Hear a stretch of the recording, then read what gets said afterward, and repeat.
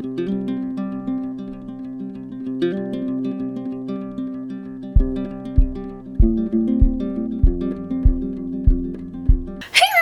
Naya. Welcome back to Naya Reads and Smiles. Today I am doing a little daily reading vlog. It is a snowy, cold day and I'm wearing a button-up shirt. Today I will be finishing a book that I started yesterday.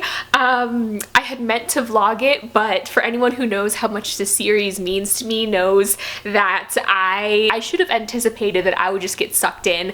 And I literally read 300 pages in probably like maybe like a 2.5 hour, 3 hour sitting. Defy Me by Defy Me. As you can see, I have just annotated the heck out of it. I only have a few chapters left and you know, I was gonna just be like, you know what, forget the vlog, forget trying to capture my experience. Then I was like, no, I promised so many people that I would share my emotions, which I have a lot of them right now for this book. I would like to apologize. One, I'm incredibly emotional from just reading this, so that's why I sound like I'm like on the verge of tears, and I'm also sick. I've been sick for like the past 3 days. I have a cough and just like a sinus thing. I don't know, I think it's because of the weather, so I apologize if I seem a little kind of like lower energy than normal. I drank some coffee, so hopefully that'll get me through the day. But I will be finishing this beauty. Oh my god, this is the 5th, I cannot believe I'm saying that, this is the 5th book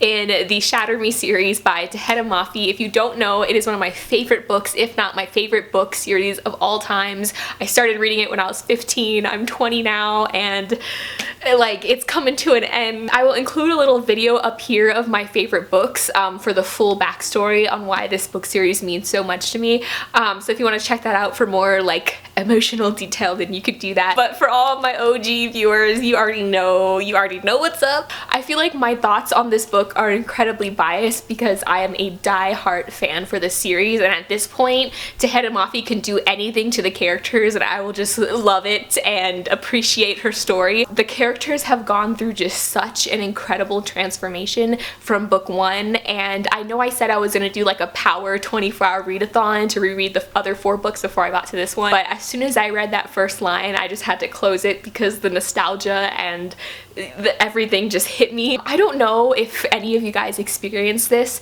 but it's so hard for me to reread this series sometimes because it holds such a vivid place in my life, I guess you could say, like situations that I was in and where I was. The hindsight and the nostalgia creates like this weird sort of sadness, like you know how you feel when you open an old photo album and you see a picture of yourself when you were younger, and you just, you know, now you're older and you know where that child or where that, you know, 10-year-old 15-year-old version of yourself will end up. That sort of feeling, I don't know what it's called, I think it's just called nostalgia, but that really hit me when I went to go and try and reread the first book. So I was like, you know what, I'm just gonna jump and start Defy Me because I'm only putting off the inevitable, which is tears. Anyways, enough talking, let us finish this. Yeah.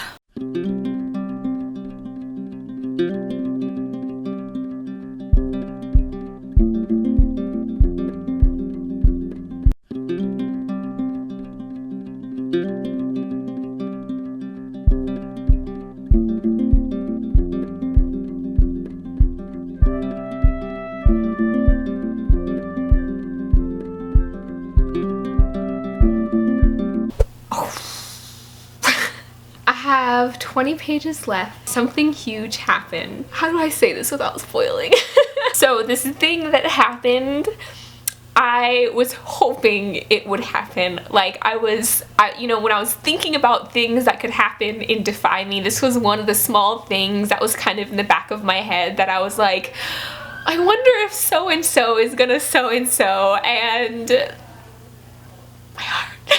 I am so happy I did not put on any eyeliner because that whole scene 20 pages left. I am putting off those 20 pages. I took a YouTube break to watch YouTube videos and kind of just but okay, since I can't really say much, without spoiling, let me just say this. He was one of the first authors to ever take something that I was thinking or feeling or just something that I've experienced over and over again in my life and put it into words that just hit me. And we all have that author for us, and Tahereh Mafi, whether you love her writing or hate it, you know, has always been that writer for me. It's dramatic, like it feels Shakespearean. I know some of you guys are gonna highly disagree with me and be like, you did not just compare Tahereh Mafi to Shakespeare, but no, I mean in the way that just like takes these characters and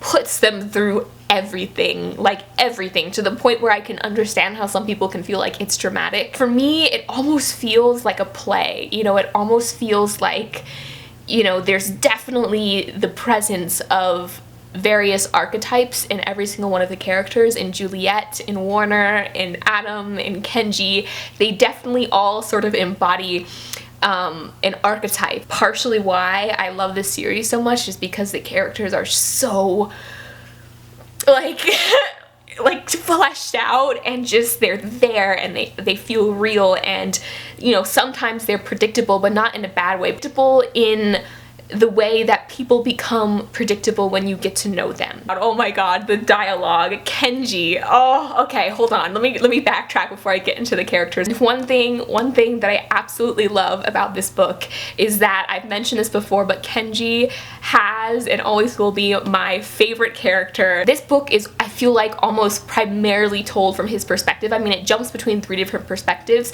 but we get so much of Kenji in this book, and he's become just like the spotlight character. Like, he was so underrated in the previous books, you know, he's really kind of, I feel like, the glue, and he does so much. And I'm not gonna cry or spoil any of you guys, because I know some of you guys have no idea who he is. 20 pages left. 20 pages left. Oh my god.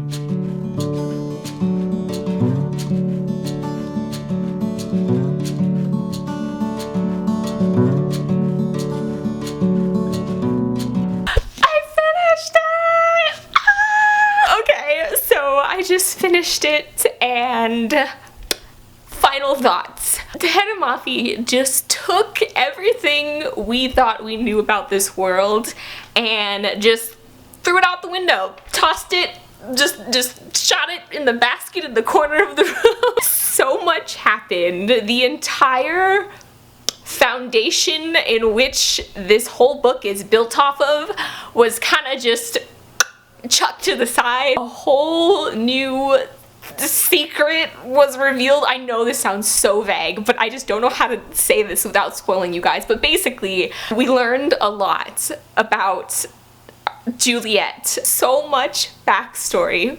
So much backstory. I don't want to tell you what happened to elicit this just dump of backstory. Everything I thought I knew about Juliet and about Warner was just expanded upon in sad, tragic ways.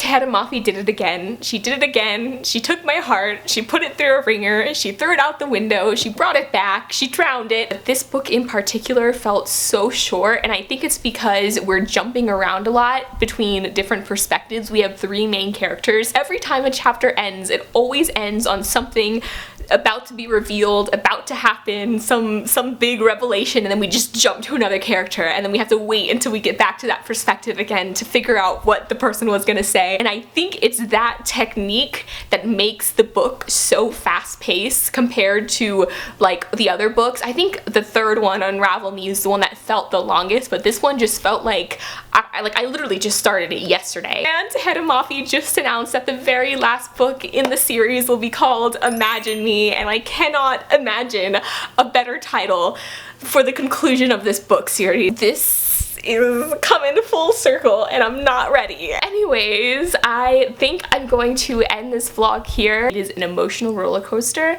and I want you to get on board because it's fantastic. Thank you guys so much. Until next time, keep reading, and I will talk to you later. Bye!